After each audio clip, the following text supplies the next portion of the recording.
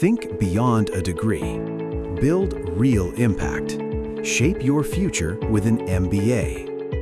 From IILM University. Greenland को लेकर चल रहे वैश्विक तनाव के बीच रूस ने अब ब्रिटेन को तगड़ा झटका दे दिया है। रूस ने ब्रिटेन के नाम पर ही सवाल खड़े कर दिए हैं।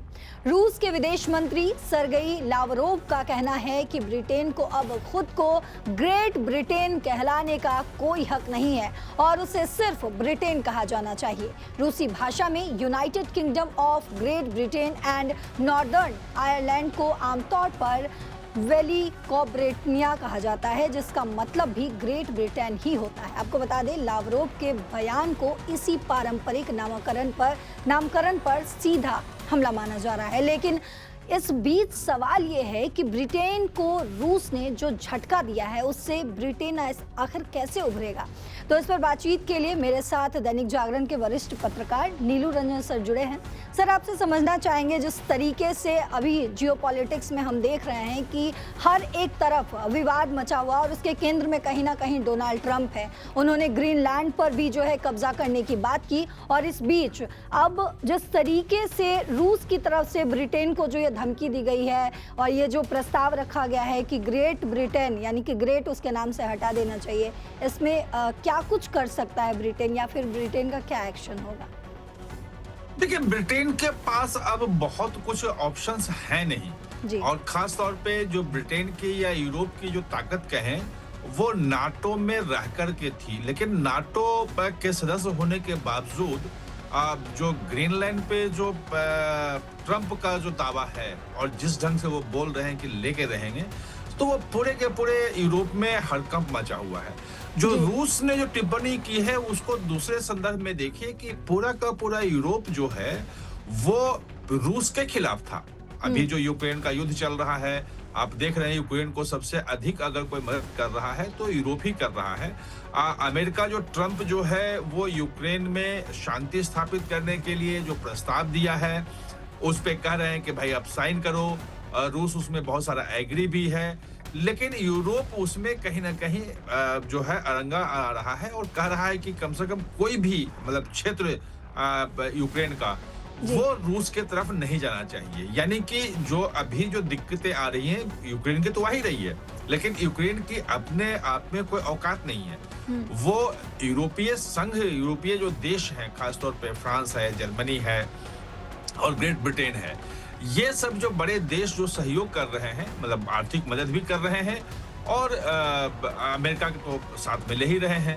और इसलिए आप देखें कि ट्रंप जो भी शांति वार्ता करते हैं तो उसमें यूरोपियन यूनियन के जो देश के जो प्रमुख हैं उनसे भी बातचीत करते हैं। अब इसका तो निश्चित रूप से यूरोप के खिलाफ रूस है और जिस ढंग से ट्रंप ने अब ग्रीनलैंड पे दावा कर दिया है तो पूरे यूरोपियन देशों में हड़कंप मचा हुआ है। सब अपने अपनी सुरक्षा के लगे हुए हैं कि अब हम कैसे अपने आप को सुरक्षित करें और कैसे हमारा व्यापार जो है वो सुरक्षित रहे, क्योंकि वो ये भी कह दिया कि अगर आपने ग्रीनलैंड नहीं दिया तो 1 फरवरी से टैरिफ लागू हो जाएगा और वो टैरिफ जो है जून में जाके और बढ़ जाएगा। अब ये सब चीजों उसका कोई इनके पास जवाब नहीं है। अब पूरा का पूरा यूरोप जो है जैसे हथियार डाल दिया है, भारत की तरफ देख रहा है। वहाँ पूरा जो वहाँ बैठक चल रही है दावोस में, तो उसमें आप देखें कि सभी यूरोपियन यूनियन के देश जो हैं वो भारत की तरफ देख रहे हैं। कनाडा भी भारत की तरफ बात कर रहा है जिस ढंग से मतलब अमेरिका ने रुख लिया है ग्रीनलैंड को लेकर के। तो ऐसे में जो ग्रेट ब्रिटेन का जो नाम आया था उस वक्त आया था जब कहा जाता था कि ब्रिटेन का जो साम्राज्य इतना फैला हुआ है कि उसमें सूरज नहीं डूबता है।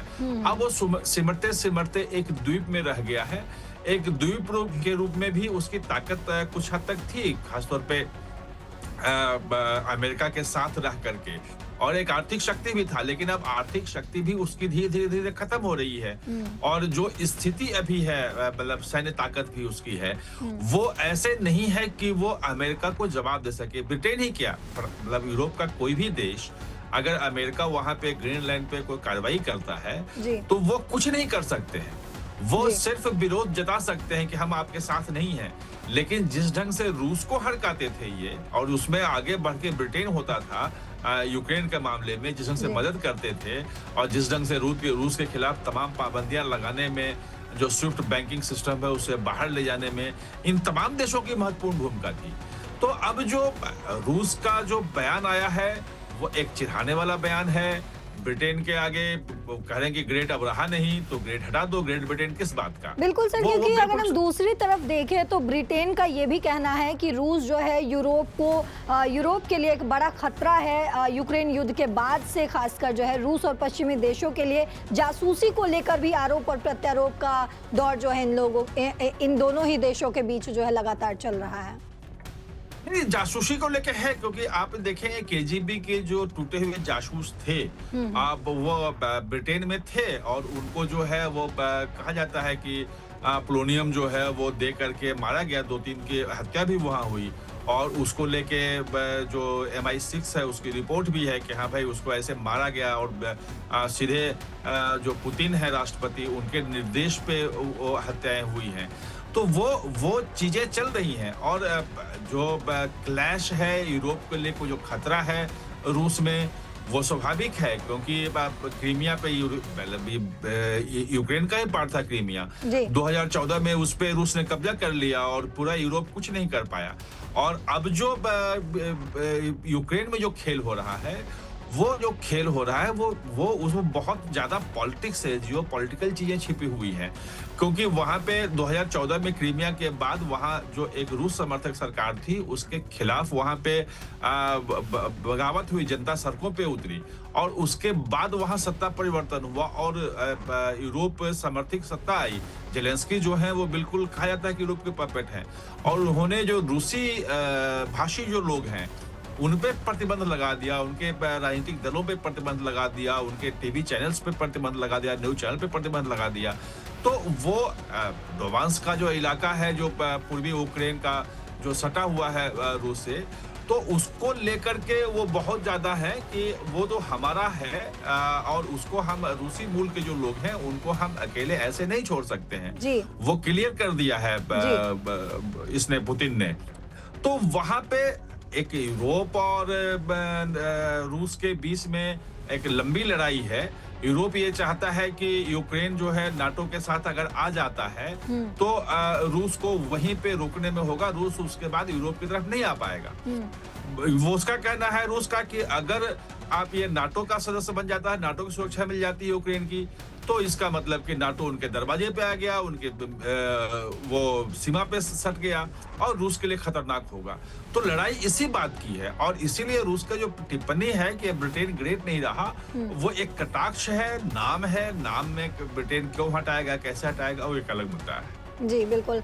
तो बहुत शुक्रिया सर आपका, आपने समझा सर से कि किस तरीके से जियोपॉलिटिक्स में ये बवाल जो मचा हुआ है वो सिर्फ अमेरिका या रूस तक सीमित नहीं है, ये रूस और अब ब्रिटेन की भी कहीं ना कहीं लड़ाई बनती हुई दिख रही है। एक तरफ हम देख रहे हैं जियोपॉलिटिक्स में कि एक तरफ अमेरिका के राष्ट्रपति डोनाल्ड ट्रंप है, तो वहीं तमाम देश जो हैं वो एक तरफ हो गए हैं, नाटो जो है वो दूसरी तरफ हो गया है।